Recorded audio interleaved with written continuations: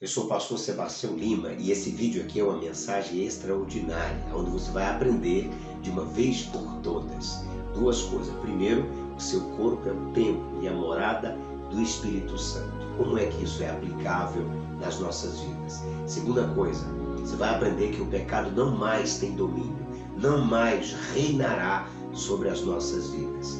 E terceiro, você vai aprender que o seu corpo deve ser entregue, oferecido ao Senhor Jesus Cristo. Da mesma forma que você entrega a sua vida para Ele, o seu coração para Ele, você precisa entender também que o seu corpo precisa ser entregue, consagrado ao Senhor Jesus Cristo. Esse vídeo aqui, esta mensagem, a parte final dela é muito importante você ir comigo até o final do vídeo, para você ter uma ideia ampla com relação a essa questão da sua entrega, da sua consagração a Deus.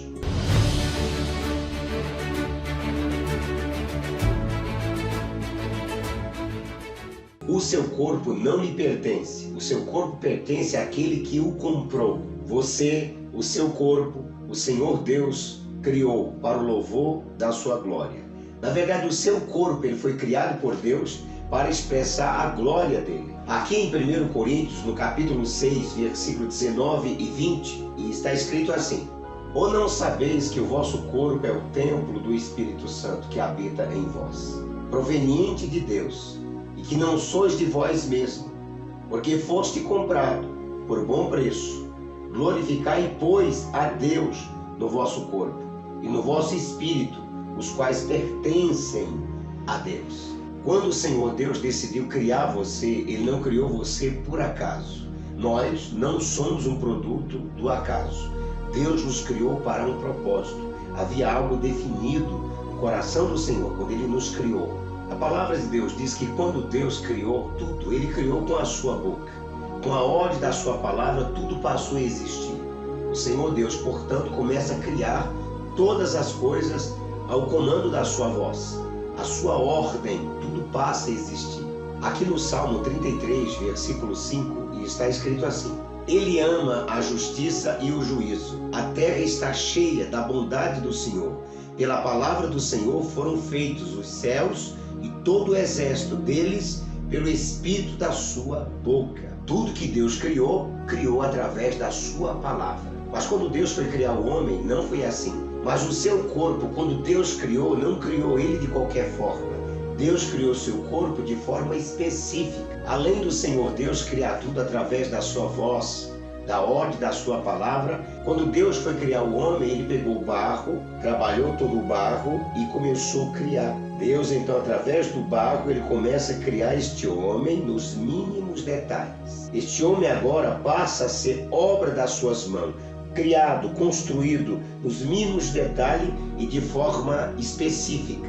E observe, quando Deus cria este homem, ele sopra sobre este homem e coloca sobre ele o fôlego de vida. Aqui no livro de Gênesis, no capítulo 2, versículo 7, está escrito assim: E formou o Senhor Deus o homem do pó da terra, e o soprou em seus narizes o fôlego de vida, e o homem foi feito alma vivente. O Senhor então cria o homem, sopra sobre esse homem e coloca este homem agora dentro do propósito pelo qual este homem foi criado. E o Senhor Deus, ele não muda, né? Um dos atributos de Deus é a sua imutabilidade. Ele é o Senhor e ele não muda.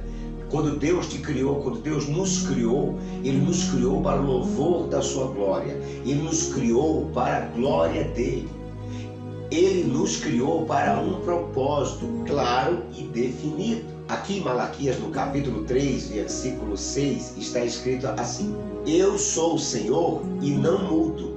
E esse é um dos atributos de Deus, a sua imutabilidade. O propósito de Deus ter criado o homem é para conter a sua glória. E esse é o propósito original de Deus para com cada um de nós. Quando Deus cria o homem, Ele estabelece o seu propósito. Depois que o Senhor Jesus Cristo é morto, Ele é sepultado, Ele ressuscita ao terceiro dia. E após a sua ressurreição, relata aqui no capítulo 20 de João, Ele aparece para os seus discípulos. E impressionante, quando o Senhor Jesus aparece para os seus discípulos, Ele sopra sobre esses discípulos. O Senhor Jesus soprou sobre os seus discípulos. Ele fez a mesma coisa que o Pai fez lá no Éden, assim que acabara de criar o homem. Você percebeu algo aqui? Que em Gênesis Deus faz exatamente isso, ele cria o homem, depois sopra. E aqui o Senhor Jesus, após a sua ressurreição, ele aparece para os seus discípulos e faz a mesma coisa que o Pai fez, ou seja, restaurando o homem e trazendo este homem para o centro do seu propósito. E aqui em 1 Coríntios capítulo 6, versículo 20, diz que nós somos o santuário, o templo e a morada do Espírito Santo, de maneira que nós contemos Deus. Observe, em 1 Coríntios, no capítulo 6, o versículo 19 e 20, diz que nós somos o templo, a morada do Espírito Santo, a habitação de Deus, e que o nosso corpo não é mais nosso. Esse nosso corpo agora é o santuário de Deus, é o templo, é a morada do Espírito Santo que habita em nós. Por que é importante você entender isso? É fundamental, porque você vai deixar de se ferir, de se machucar com o pecado. Quando nós entendemos que o nosso corpo é o templo, a morada, a habitação do Espírito Santo, isso significa que eu vou entender que eu não preciso mais me machucar, eu não preciso mais me ferir com o pecado. Se eu sou o templo e a habitação do Espírito Santo, eu vou entender que pecado mata, pecado machuca, o pecado fere. A palavra de Deus diz que o salário do pecado é a morte, mas o dom gratuito de Deus é a vida eterna. O pecado faz guerra com a sua alma. O pecado compromete a sua relação, a sua comunhão com Deus. Quando eu entendi que o meu corpo não pertence a mim, ele foi comprado, como diz aqui em 1 Coríntios, no capítulo 6, versículo 20, eu já entendi que o meu corpo, ele é entregue, ele é ofertado ao Senhor como um sacrifício vivo na presença dele. Então o pecado perde a sua força. Ao entregar o meu corpo a Deus, entendendo que ele é o santuário do Espírito Santo, a partir desse momento o pecado não terá mais domínio sobre mim. Não terá domínio sobre você. Aqui em Romanos, no capítulo 6, versículo 14, e está escrito assim: porque o pecado não terá domínio sobre vós, pois não estáis debaixo da lei, mas debaixo da graça. Meu corpo é o templo e a morada do Espírito Santo. Quando eu entendo isso, eu descubro que não basta apenas entregar a minha vida, a minha alma para Jesus Cristo, reconhecendo como Senhor e único Salvador da minha vida, entregando a Ele o meu coração, consagrando a Ele todo o meu ser. Essa é a primeira etapa. É preciso também que você entregue o seu corpo a Ele. Quando nós entregamos as nossas vidas para o Senhor Jesus Cristo, nós entregamos não somente a alma, não somente a nossa vida, mas também nós entregamos o nosso corpo. Aqui em Romanos, no capítulo 12, versículo 1 e 2, está escrito assim: rogo-vos, pois, irmão, pela compaixão de Deus, que apresenteis os vossos corpos em sacrifício vivo, santo e agradável a Deus, que é o vosso culto racional. Verso 2: e não vos conformeis com este mundo, mas transformai-vos pela renovação do vosso entendimento, para que experimenteis qual seja a boa, agradável e perfeita vontade de Deus. Essa é uma direção clara, direta da palavra de Deus, para que você apresente a Ele o seu corpo como sacrifício vivo, santo e agradável a Ele. Esse é o seu culto racional a Deus. Realmente aqui está muito bem claro que o seu corpo foi criado para um propósito, para conter Deus, para conter a sua glória.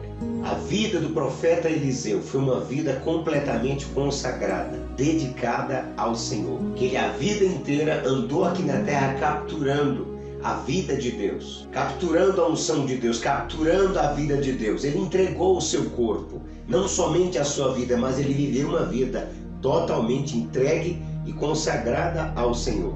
Aqui em 2 Reis, no capítulo 13, o versículo 5, tem uma passagem extraordinária. A palavra de Deus diz que os ossos de Eliseu continha ainda Deus, continha a presença de Deus. Diz a palavra de Deus que os ossos de Eliseu ainda tinham unção capturada no tempo que ele estava ainda aqui na terra. Ele não somente entregou sua alma, seu espírito para Deus, mas o corpo dele também era entregue completamente ao Senhor. Aqui em 2 Reis, no capítulo 13, versículo 20 e 21, vai mostrar que Eliseu, enquanto esteve aqui na terra, ele viveu uma vida inteira para Deus, capturando a glória de Deus. E nesses dois versículos mostra que mesmo após a morte de Eliseu, a glória de Deus que foi capturada durante toda a sua vida com Deus, ainda estava lá nos ossos dele.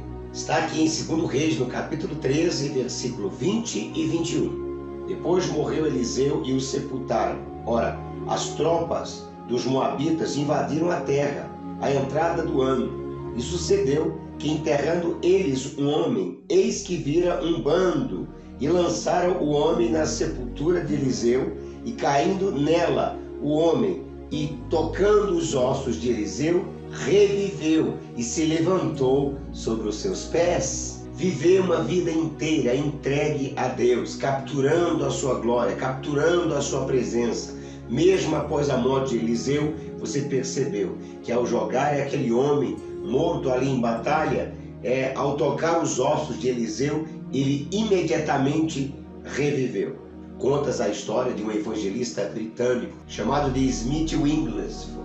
Ele foi fazer a obra de Deus numa cidade e uma viúva o hospedou. Não tinha lugar para ele ficar, então ela colocou no quarto do filho dela, que tinha ido para as batalhas, servido ao exército. E quando ele voltou, ela contou a história, que hospedou aquele homem na casa dela enquanto ele estava servindo no exército. A verdade é que ele era um cristão, mas frio na fé. Ele estava bem frio, bem desanimado e tal. E de conta, quando ele deitou na cama para dormir, naquela cama que o Smith Wigglesworth tinha dormido, ele foi cheio do Espírito Santo. Isso é algo extraordinário. A glória de Deus e a presença de Deus realmente fica impregnado nas nossas vidas. Quando nós entregamos a nossa vida ao Senhor, nós nos consagramos a Ele, é uma prova, é esse texto aqui do profeta Eliseu. Aqui em Romanos, no capítulo 6, versículo 12 e 13, está escrito assim: não reine, portanto, o pecado em vosso corpo mortal, para lhes obedecerdes em suas concupiscências. Agora no versículo 13, o que está escrito? Tampouco apresenteis os vossos membros ao pecado por instrumento de iniquidade, mas apresentai-vos a Deus como vivos dentre os mortos, e os vossos membros a Deus como instrumentos de justiça. Aqui em 1 Coríntios capítulo 6, versículo 17, está escrito o seguinte: aquele que se une ao Senhor é o mesmo Espírito com Ele. E aqui em Romanos capítulo 8, versículo 1, está escrito que nenhuma condenação há para aqueles que estão em Cristo Jesus. E Romanos capítulo 6, versículo do 13 até o 14, diz que o pecado não mais vai reinar na sua vida. Você é dele, nenhuma condenação há para os que estão em Cristo Jesus. Se Deus é por nós, quem será contra nós? Levante a sua cabeça nesse exato momento. O pecado não tem mais domínio, ele não mais vai reinar sobre a sua vida. Você vai caminhar agora em novidade de vida. Está escrito que o inimigo veio roubar, matar e destruir, mas Jesus veio lhe dar vida e vida com abundância. Que o Senhor Deus abençoe você e te guarde, você e toda a sua família, em nome do Senhor Jesus. Se você gostou desse vídeo, de alguma forma a palavra tocou o teu coração, deixe esse like aqui. Ele é muito importante para dar relevância ao vídeo e assim ele se torna conhecido. Mais pessoas então terão acesso a esta mensagem. Não se esqueça também de se inscrever aqui no canal, acionando esse sininho. Dessa forma, todas as vezes que um novo vídeo subir para o canal, você receberá as notificações. Que o Senhor te abençoe e não se esqueça, nós nos veremos no próximo vídeo, se Deus quiser.